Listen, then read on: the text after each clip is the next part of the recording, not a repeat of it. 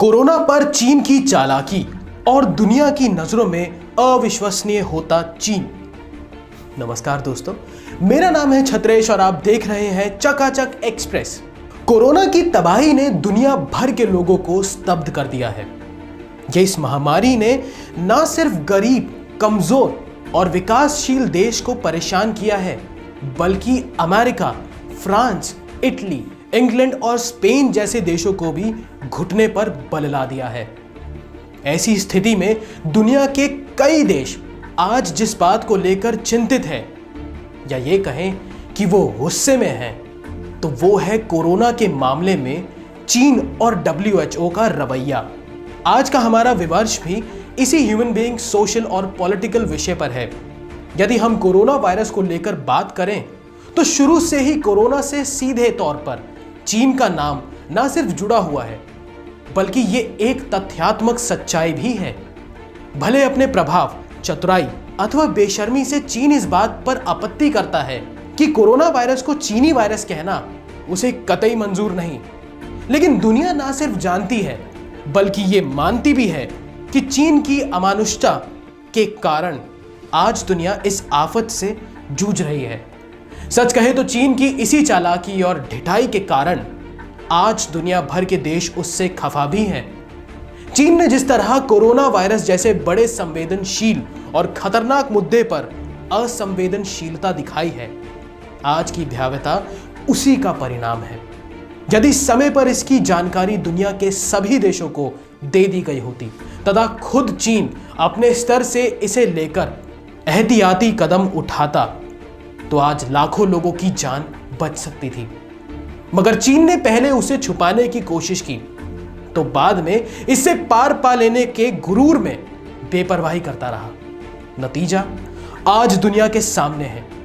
चीन पर दुनिया भर के देश ना सिर्फ इसलिए नाराज है कि उसने कोरोना के मामले में दुनिया को बचाने के लिए खुद से कोई पहल क्यों नहीं की, बल्कि उसने अपनी छवि पाक साफ रखने में बचकानी सोच के तहत WHO को भी दुनिया को आगाह करने से रोका। विश्व स्वास्थ्य संगठन के प्रमुख टेड्रोस एडनॉम के माध्यम से चीन अपने इरादों को पूरा करता रहा। इस बात पर दुनिया के कुछ देश तब मुखर हुए जब अमेरिका के राष्ट्रपति डोनाल्ड ट्रंप ने खुलकर कोरोना के मामले में विश्व स्वास्थ्य संगठन की लापरवाही का जिक्र किया और इसके लिए संगठन की गई फंडिंग रोकने की बात कही। दरअसल विश्व स्वास्थ्य संगठन के प्रमुख की आंखों पर चीन का चश्मा चढ़ा है। चीन और WHO की मिलीभगत का ही ये परिणाम है। आज इस महामारी के जद में करीब 200 देश हैं। असल में जुलाई 2017 में WHO के महानिदेश का पद संभालने वाले टेड्रोस एडनॉम इथियोपिया के नागरिक हैं।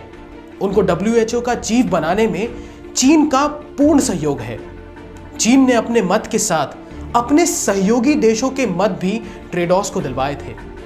कहा यह जा रहा है कि टेड्रोस ने चीन की मेहरबानियों का एहसान मानते हुए कोरोना वायरस के संक्रमण को लेकर चीन को प्रारंभ से ही क्लीन चिट दे दी थी। चीन से उसने कभी कोई सवाल नहीं पूछा। चीन में कोरोना संक्रमण की शुरुआती मामले नंबर 2019 में ही आ गए थे, लेकिन WHO ने कोई जांच नहीं करवाई। यहां तक कि जनवरी में WHO ने कहा कि इस वायरस का इंसान से इंसान में संक्रमण होने के कोई सबूत नहीं है।